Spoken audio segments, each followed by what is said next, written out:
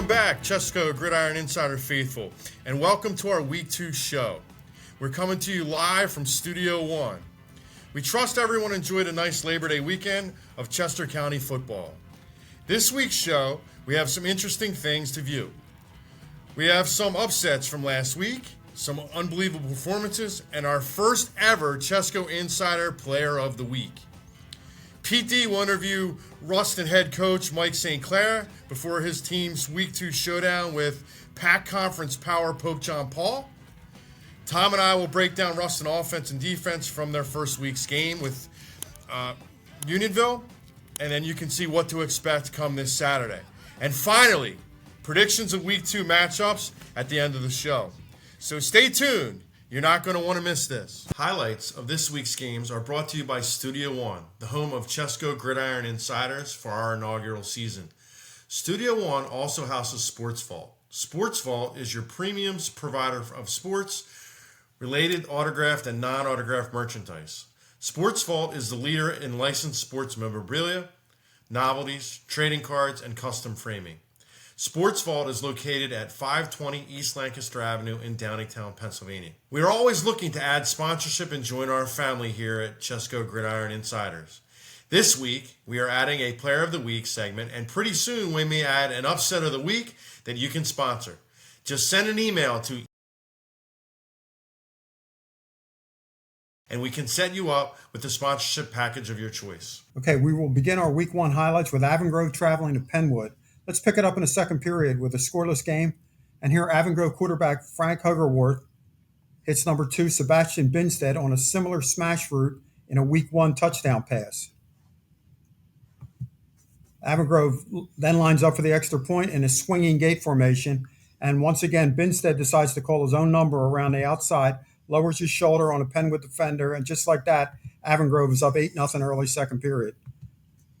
Unfortunately, miscues like this botched punt snap and 3 Avongrove turnovers doom the Red Devils.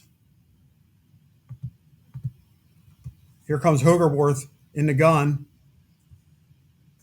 He looks left. Penwood defender cuts in front of the receiver, and it's a pick 6 as they fall to Penwood 22-10 and may move to 1-1 on the season. Now we're at Oxford as they host North Lebanon in Week 1 action. We pick it up in the fourth quarter. Oxford has outgained North Lebanon 350 yards to 50 and 22 first downs to 4, but yet have no points to show for it.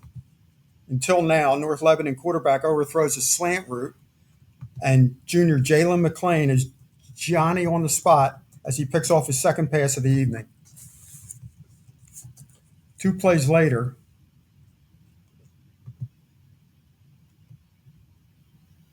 senior quarterback throws an RPO to, right here coming up, to sophomore Jake Patterson. He makes 2 North Lebanon defenders miss, and that is the difference in the game. Oxford wins their home opener and evens their record to 1-1. Now we're traveling to Philadelphia for Bishop Shanahan taking on School of the Future. First quarter action, Shanahan with the ball in School of the Future territory. Quarterback Anthony Aguila was in the gun. And he's looking for, and he hits his main target here, Aiden Civitella on a slant route over the middle. Civitella does the rest, going 34 yards for the opening score of the game. Later in the second, score 7-6 Shanahan. Aguila again finds Civitella on a 19-yard post corner, and Shanahan increases their lead to 14-6. Real nice throw there. Now we move to the third period, and quarterback Aguila runs a quarterback power. You see here coming up. Takes the snap and barrels into the end zone to give Shanahan a 21-12 lead, with the running of the Eagles need a first down to kill the clock. Shanahan runs a wing counter for 13 yards to salt the game away. The final is 21-18 Shanahan, and Eagles move to 2-0 on the year with a hard-fought victory. We leave our beautiful area and travel to Salesianum, Delaware, to see Downingtown West take on 2023 defending state champs Smyrna after Downingtown West turned Smyrna away on their first possession. They are in business inside the Smyrna 5.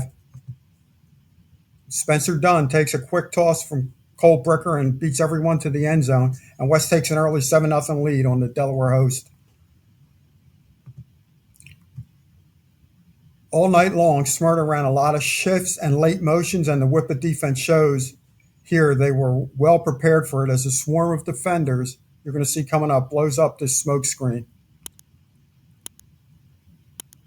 Look at that, there's 5 Whippets around the football for the tackle. Smyrna finally gets on the board in the second period on a nifty seam pattern by the running back, number 23. So you're going to see this coming up here as a really nice throw. 7-6 ball game. They missed the 2-point conversion, so West holds a 7-6 lead. From there, it was all Downingtown West. Here, Spencer Dunn takes a sweep here to the Magic Garden, and it's 14-6 in the second period. Smyrna with the football now, and they hit a split screen on a 3rd and 6, and it's slightly over the middle, but number 6 makes a great read at the play and intercepts the pass. That's Tommy Miller on the interception. Look at Miller here, just really nice play. 2 plays later, Dunn takes another quick toss, this time 16 yards to Pater. You're going to see it coming up here. He's got a lot of speed. He turns the corner well, and the Whippets jump out to a 21-6 lead over Smyrna. All right, we're right before the half now, and Cole Brecker, the junior quarterback, hits, you guessed it, number 4, Spencer Dunn, on his 4th touchdown of the half. And the Whippets will go up on to smash defending Delaware State champ Smyrna 42-6. Running back Spencer Dunn could be our first ever player of the week. Now we're headed down to Unionville. Unionville taking on Academy Park. Unionville opened the scoring, but Academy Park evens the score on the last play of the half as the Academy Park receiver gets behind Unionville secondary for the touchdown catch. It's a great catch, Pete. Yeah, it is a great catch. Really nice play. They always had a lot of good skill players at Academy Park. 7-6. Okay, Unionville takes the lead on the third quarter on this beautiful throw.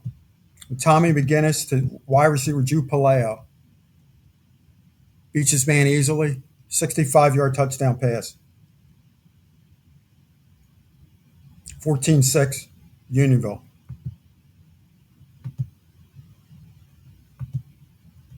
Quarterback McGinnis is under center.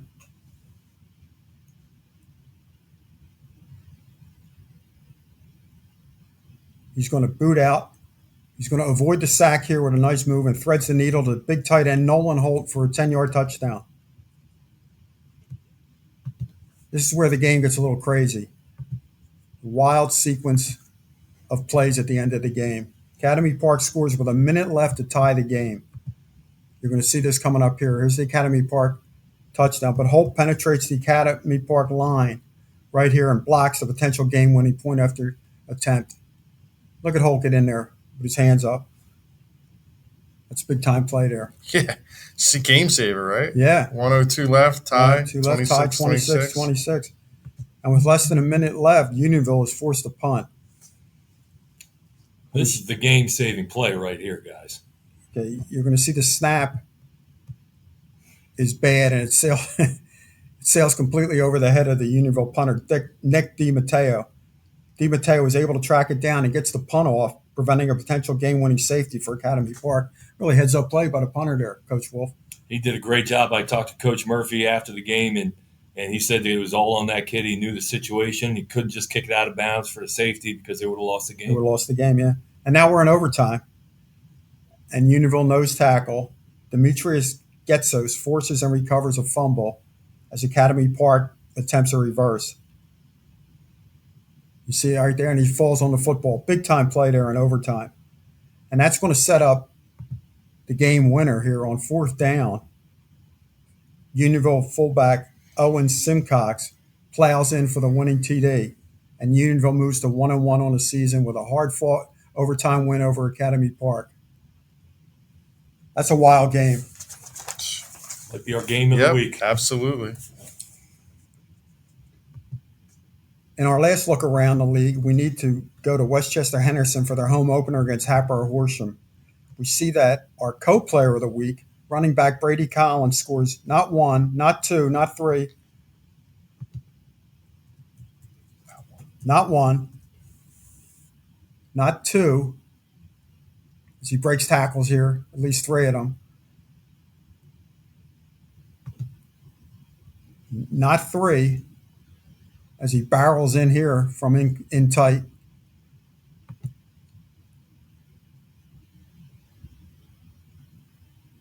Not four touchdowns as he breaks penetration there and just he's off to the races, break another tackle. And that's his fourth touchdown of the night. You figure that'd be it for him. That's a heck of a night. It's a heck of a career for some people. But here's his fifth. Just straight up the middle, power on a Hatboro Horsham. But he still had one left in the tank, and this is his sixth score of the night. He scored all 6 Warrior touchdowns. There it is. And he led the Warriors to a big 42-28 win over Hatboro Horsham. Congratulations to Brady Collins and Spencer Dunn as our co-players of the week as we take a look at week 1 around the county. And now we're going to go to our exclusive interview with Westchester Rustin head coach Mike St. Clair on his upcoming big game against Pope John Paul II, the defending District 1 4A champions. Stay tuned for that. Hey, we're here with Mike St. Clair, one of the most respected coaches in Pennsylvania, the boss man of the Westchester Rustin Golden Knights. They're 2-0 on the season. They're outscored their opponents 88-7. Coach, I wanted to ask you, pretty impressive first 2 games. What has been the thing that stood out that you're most pleased with? I'm most pleased with, the balance we have this year. We have very, very good running backs that, trying to get the ball to all of them is really difficult. With David McLean, the quarterback, he provides us with a good run threat while also, being an outstanding passer. So I'm really happy with, the mix we have offensively this year. Okay, I wanted to ask you about David McLean a little bit. You're throwing the ball a little more than usual. Is it because of Dave's ability? I think it's, some years, you have outstanding running backs. This year, it's just meshing pretty good. The offensive line can pass protect pretty solidly. So, he's not getting crushed after, hold the ball for 2 seconds. And, we got some good receivers that can catch the ball. But on the other side, you know me, I like to run the ball. So when we're calling pass plays, I'm like, Okay. You know what I mean, Pete? Yeah. Well, you got a tough matchup coming up with Pope John Paul, the defending District 1 4A champs. They got a pretty high-powered passing attack. The coach, Scott Reed, his son, for 53 balls last year. He's already got 17 catches. Coach, are you concerned about their passing attack? I'm very much concerned about the passing attack. Really, I'm concerned about their overall attack. They pass the ball real well. Quarterback's a big kid, and he runs the ball real well. They got a couple new backs back there that can handle the ball, and they're a very, very solid, well-coached team. So we have our hands full, containing the passing game and trying to get after the quarterback. Now, this Rustin team, you've had a lot of winning over the years. This team started 2-0, a lot of expectations. Does this team have an identity yet, Coach, a personality? I think, Pete, that they have the same personality they had last year. Most of these guys played last year, and they just brought the same, work mentality, that we always bring. We don't change things too much around here, and they know it's expected. They know when they come in what we do. We just go about doing it. Okay, that's Mike St. Clair. He's going to take on Pope John Paul II on Saturday, and we thank him for going. Now we're going to segue into Coach Wolf. He's going to break down the Rustin defense for us. Tom Wolf for Chester County Gridiron Insiders, breaking down the Westchester Rustin defense. The clips I'm going to show you today are from a couple weeks ago, their opening game against rival Unionville. So the first clip I want to show you, I want to focus on early on in the game. It's the fourth play of the game, number 25, inside linebacker, Will Garner. He's a junior. Rustin traditionally runs a 4-man front, 4 down linemen, stand-up D end, 2 linebackers on the inside, strong linebacker outside, and a strong free safety way in the back there. So let's take a look, and again, focus on number 25, junior Will Garner. It's a pass play, 2nd and medium, 2nd and 5. Garner does a good job dropping underneath.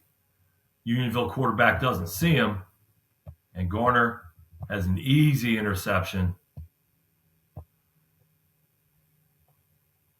and a free, a lot of green grass in front of him for an early pick six. Good job dropping into coverage by Garner and taking some early momentum for Westchester Rustin. Next clip I want to show you. Keep an eye on both inside linebackers. Number 25, Garner, and number 44, inside linebacker, senior Pat Maychek. You'll see them. They're lined up in the A gaps. So showing blitz. It's third and short. So Unionville's looking to pick up an early first down. And they stop Unionville cold, partly due to the two inside linebackers giving good pressure through the A gaps. So we'll let this run. Good penetration. Good job by the Rustin front six, moving the line of scrimmage back and stopping this Unionville ball carrier for no gain. Next clip. Clip number 33 I want to show you. Keep an eye on number 7, senior defensive end Josh Colonia. Westchester Rustin has a history of great defensive end play. And it looks like Colonia is going to be another one along the line of good defensive ends for Rustin. So we'll let this clip run a little bit. Here comes Colonia. He's actually lined up in a 3-point stance. He beats the pulling guard who's trying to pull and trap for him. He beats him into the backfield, blows up the jet sweep, and makes a nice tackle for loss. Good job by Colonia. Next clip. Again, I want to focus on the defensive line for Westchester Rustin. They're big, they're strong, they get after it. And look at all 4 of them slant to the field on this play. And what they're trying to do is force Unionville to block back, and they can't. Unionville's offensive line can't get there because of the penetration.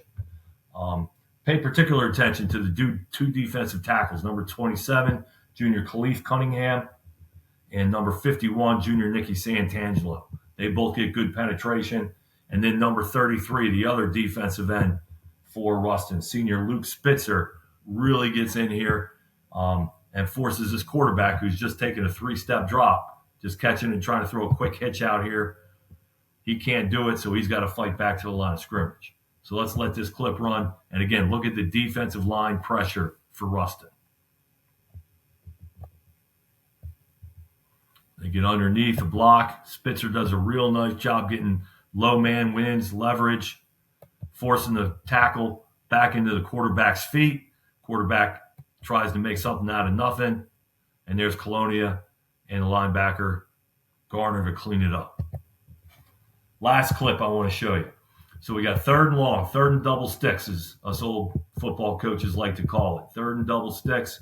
And this time I want to look at the entire defense. I'm not going to highlight anybody in particular, but the entire defense for Rustin does a great job on an obvious pass situation.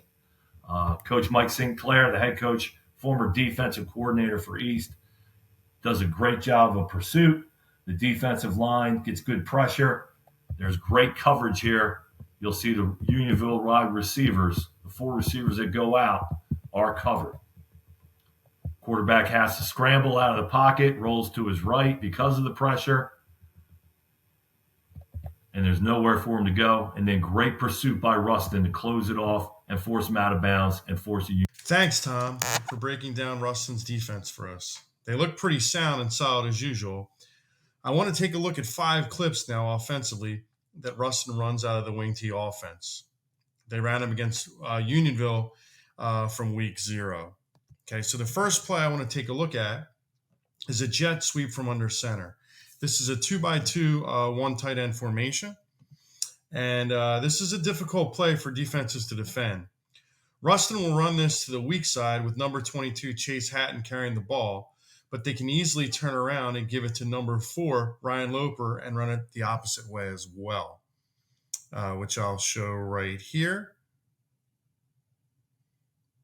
So then all they need to do is they would have number 22, Chase Hatton, seal the end, and the fullback, Will Gardner, will just go for the cornerback here, and Loper will take the ball and come to the strong side of the field. But that's not what they do. They give it to Chase Hatton here, who sweeps around the edge. Rustin can also run this play out of the same formation. You can see it's a touchdown, the first series of the game. Rustin can also use this formation, and they run guard trap out of it. They run power. They run buck sweep. They run belly, weak and strong, and they can also run a waggle pass. So that's a pretty good balance and a good formation to be able to run all these plays. The second play I'd like to take a look at is a buck sweep. So this is kind of a staple of a wing T offense. So the two guards you're going to see, they're going to wind up pulling after we get that motion. So we get home motion with number 4, and you're going to get both guards to pull and go to the same side of the run. Here, Rustin runs it out of the gun. This is a little eye candy for the defense. So number 4, Ryan Loper, is going to go into home motion that I mentioned before. So if your linebackers and your safeties have reads and keys, and they don't follow them out of the wing T offense, so let's say they're reading guards and all of a sudden they look at the motion, it's going to be a long day for your defense. So you're going to get in trouble. And you can see here now, the fullback, Will Gardner, he's probably, I don't know if Rustin will make adjustments here. He's used to being either a wing or a slot, and it would have made it a lot easier to make this down block on the edge. And because he can't do that, the end kind of leaks through, and the backside guard has to pick him up because Rustin gets a great seal everywhere else, but the end disrupts the play. And then the rest is just really Chase Hatton, who's very difficult to tackle, and he winds up getting a big gain out of it. The next play I'd like to show you is this is kind of an inside the 5-yard line play. Rustin will line up with 2 tight ends, and they are in the T backfield. And they have several variations of this. So they can also run this with multiple linemen that they'll put in these 2 backs and line them up on a wing, and then just basically give the ball to one back where they'll run some kind of counter going the opposite way. Either way, when you're running, this is going to be a power. So everyone on this side of the line of scrimmage, the right side of the line of scrimmage, is going to block down. The edge man here, the back closest to us, is going to kick out the end, and then the fullback's going to lead right on up and in. So every team, every high school team has a version of this play that they like to run around the goal line. It's just Rustin's very good at it. As you can see here, they get down, kick out, and Chase Hatton pretty much goes in untouched for the touchdown until he doesn't get hit till the goal line. So that's play 3. Play 4, now I'm going to show you a pass. Rustin gives us a trips closed formation. So you have a receiver here. You have a second receiver here. And this is the intended receiver right here. And then you have a slot receiver here. And then tight end is on the backside right here. Okay, he can either stay in and block and protect, or he can kind of run some kind of route that occupies this corner right here, because the corner should technically be responsible for the tight end, who's probably dropping to a back third. But what Rustin does right here is they probably knew that they were going to get a cover 3 here or some type of man-to-man when they came out in this formation. So number 1 is going to run just a hitch. And this hitch right here is going to wind up occupying the corner. So the corner must, he can drop back, but he's going to wind up taking number 1. Number 3 is going to run a post route, and the post route should take the safety away to the middle of the field with this linebacker dropping here. So all of a sudden, that's going to wind up leaving this outside linebacker or box safety covering Chase Hatton one-on-one right down the seam. Okay, and this is a mismatch. It's going to be a mismatch for, the majority of teams that don't have any way of game planning for this play. And you can watch, I mean, he's wide open. So either McLean, this week they're going to run the same play, probably out of a similar formation. I mean, the only chance the defense has if they misconnect and the ball's overthrown or underthrown. But that's a simple pitch and catch right there for a touchdown. So the final play that I want to look at is also a staple of the wing T formation here. Okay, this is going to be a belly lead weak. Now, a lot of teams, when they play Rustin, what they like to do is they like to pretty much load up the strong side so that they can stop the run. And Rustin's very good, just like most wing teams are, at running to the tight end wing side. So you can see them line up. And we have the tight end wing right here. Now, this is a typical wing T formation here. Chase Hatton, who is the wing, is going to go in motion. Okay, so if teams are loading up to the strong side on Rustin, other things that you can do is slant to the strong side, or you can blitz the strong side. But if you do that consistently, Rustin's going to come back and run this belly weak at you, or a similar play that goes to the weak side. They also have a wham power, which is power weak. But we don't have time to show that. So Chase Hatton's going to go in motion. He's going to kick out the end. You're going to get all down blocks from the tackle and the guard on the weak side. And then the fullback, or not really the fullback in this case, but Ryan Loper, the other halfback, is going to lead Will Gardner, the fullback, through here. And you're going to wind up getting a nice gain. Okay. So there you have it, just a couple staples of the Rustin wing T offense, and you should be expecting to see those plays this week against Pope John Paul. All right, we've come to the portion of our predictions. First, let's hear from our sponsor, the PA Rebels. If you're looking for a travel baseball program that is competitive but focuses on player development, please check out the PA Rebels program out of Westchester, Pennsylvania. Their development program has led to over 45 players gain college baseball opportunities over the past 4 years. All right, we're back. After 2 weeks of picking, we have Pete and myself. We're tied at 13-7. And Coach Wolf, he's eked out ahead of us. He's 14-6. He's obviously had some great knowledge of last week's games and didn't make any of us privy to it, but that's fine. We'll move forward here. So we have a really good slate of games upcoming. First, we have some consensus picks. Bishop Shanahan will take on Methacton at Methacton this week. All three of us like Bishop Shanahan coming off for their win against the School of the Future last week. We also like Coatesville over Chichester. We also like Kennett over Norristown. Kennett coming off of a really nice win against Elizabethtown last week. So Kennett will be looking to go to 2-0. Westchester East to rebound against Upper Marion after they had a disappointing loss to Upper Moreland last week. It was a game that Coach Stephen said, they could have won, and we watched the game. And so, yeah, they definitely, if mistake here, mistake there, and they could have easily won that game. Unionville at Pottstown. All three of us definitively like Unionville, coming off of that really impressive overtime win against Academy Park last week. And also, finally, Great Valley at Owen J. Roberts. We're all going to take Owen J. Roberts, even though maybe that's some good luck to Great Valley, because the last time we did that, they played really great against Oxford and came up on the winning side. Not really sure what happened last week, but I'm sure no one from Great Valley really wants to talk about that. So let's move forward. We have Oxford Pottsgrove. Yeah, but that's not going to be. That's okay. A pick game. My fault. That's okay. All right. So Oxford at Pottsgrove. Let's start there, right? Oxford has to travel to Pottsgrove.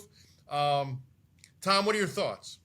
Oxford got their first win last year. They struggled offensively. They struggled offensively in week 1 or week 0 against Great Valley, and now they got to drive all the way up to Pottsgrove. Traditionally a tough place to play. A lot of history, a lot of tradition up there, And I think Pottsgrove is gonna take care of business and beat Oxford. Pete? Yeah, I feel Pottsgrove's the better defensive team. I like Pottsgrove in a close game. Yeah, Oxford really outgained Northern Lebanon last week, like 350 to 50, but for whatever reason, just struggling to punch it in the end zone. So until that gets fixed, I got to lean with Pottsgrove as well. All right, Downingtown East at Springford. So we have Downingtown East taking one on the chin last week, but that was a really, really, really good team. Now they play Springford, who's coming off of a whooping that they took up in Easton. And Coach Wolf, I think you have something to talk to us about that game. Yeah, both teams were outplayed last week. Springford's quarterback, the Zollers kid, who Division I commit to Missouri, broke his non-throwing wrist last week, according to reports. Now, it's not his throwing wrist, but he still has to get cleared by his doctor, cleared by the trainers. And being a quarterback, you got to use both hands. You got to hand the ball off with your left hand. That might present some difficulties. Catching snaps, there's a chance of rain, so that could be a determination. A few years ago, 3 years ago, my quarterback Jamie Jenkins broke his thumb on his throwing hand, and he was out for 3 weeks before he could come back. So it's a really up in the air whether the kid's even going to play or not. Can I ask you a question? Your thoughts on Zollers practicing this week? I think he'll get mental reps. I think he'll be able to throw the ball, and I think they'll get the backup ready. Coach Brubaker is very well schooled offensively. I think he's going to get the backup ready to go and hope that Zollers gets cleared and he can play. But even if he can't play, even if he does play, I still think Downingtown is going to go up there and win the game. I think they're improving offensively, defensively. Both sides of the ball, they're getting game experience, which is the most important thing, especially with a tough schedule. And I look for Downingtown East to get the win. Yeah, I look for Downingtown East to run the ball efficiently. I look for them to control the clock.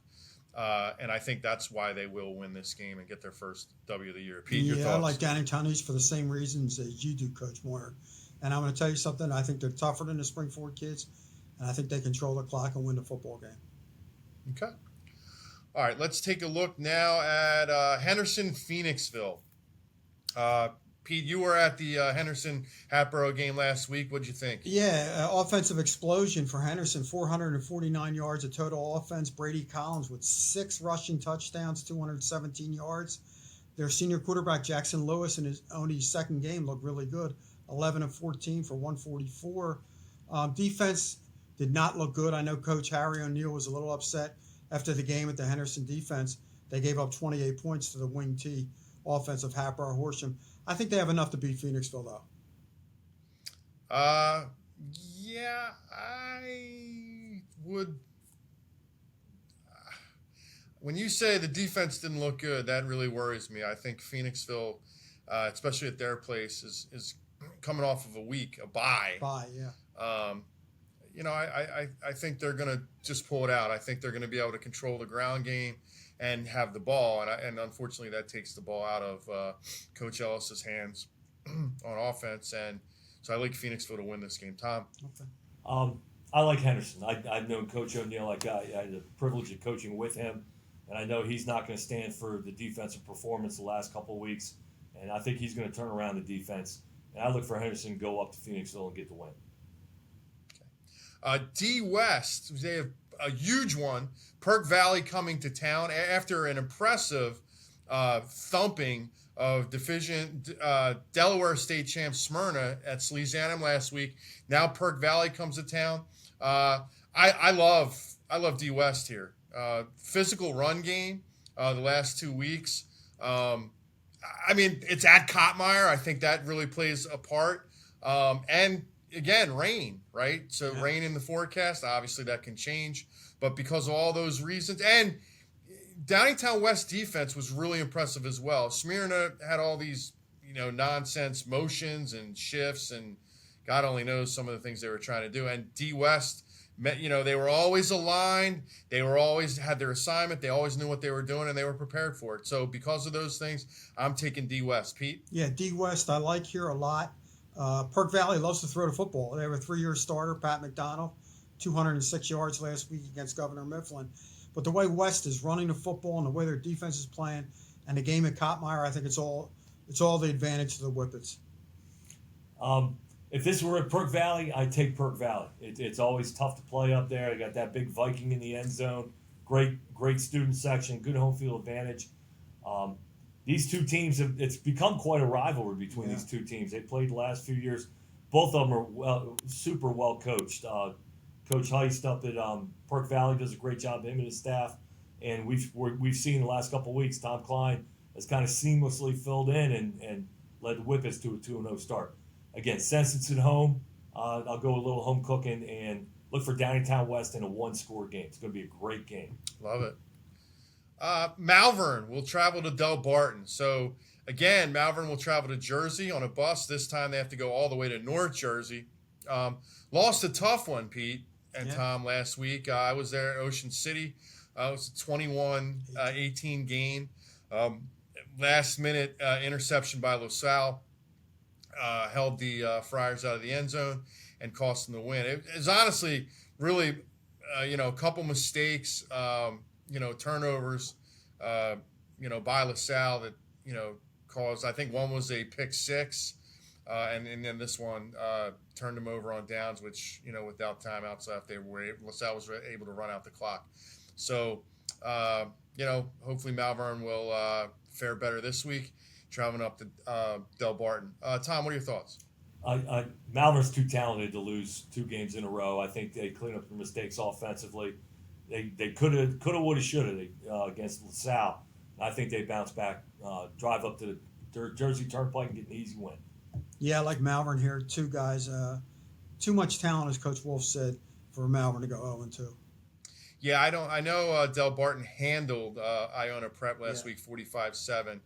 I didn't get to talk to Coach Clair or Coach Carroll about how Del Barton looked, so that's on me, but still going to take Malvern. All right. We now come to the game of the week. And our game of the week is Westchester Rustin at Pope John Paul, and that'll be a Saturday afternoon game, 1 o'clock at Pope John Paul. And, Pete, you talked to your crack weatherman, right? What's the story for Saturday's weather? Supposedly there's a coastal storm coming up the East Coast, and we're supposed to have heavy rain Saturday, which will only benefit Rustin, I feel, with their running attack. Chase Hatton, Ryan Loper, they should be able to control the ball on the clock against the pass-happy Pope John Paul team. I like Rustin here. Tom? Well, before I got Weatherman Pete's forecast, I was going to go with Pope John Paul. Scott Reed, former head coach at Perk Valley, is the boss at Pope John Paul. His son's a receiver there, big-time receiver, and they throw the ball all over the place. It's a great atmosphere to play. It's going to be on a Saturday afternoon, grass field. But again, with that forecast, grass turns to mud pretty quick. And I think Rustin will, ball control offense, keep the ball out of Pope John Paul's hands, and grind out a win in the mud. Yeah, I also like Rustin because of the same. I know Pope John Paul struggled to stop Springfield Monco last week. The final score was 34-27. I think they can score with, the likes of pretty much anybody. They like to, do a lot of different things. It's a wide open offense. However, in the rain, plus when you don't have the ball, because Rustin is grinding you down by running the ball and eating up the clock, I think those are going to be the differences. I think Rustin will make less mistakes in this type of weather. So let's take Rustin in a really close game, which will be a huge win for Westchester Rustin. All right, that's all the time we have on our show. Thanks for tuning in. We look forward to seeing you next week. Hey, enjoy the games as they're coming up on Friday. Take care.